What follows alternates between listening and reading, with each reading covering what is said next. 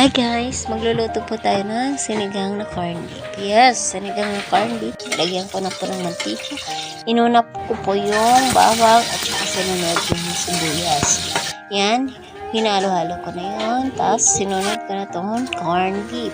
Siyempre, gigisa po natin para masarap. Yan, sinabay ko na po yung tubig. Inumihan ko po yung tubig kasi sinigang po yung lulutuin natin.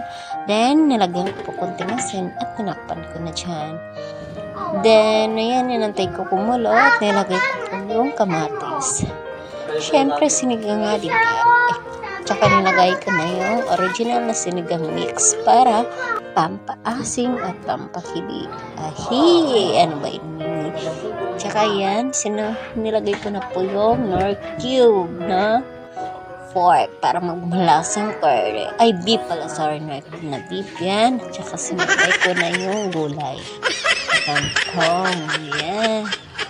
At tsaka nilagyan ko ng siling green para maasim na maanghang. Yan. So, nilagyan ko na po ng magic sarap yan. At saka tinakpan ko na.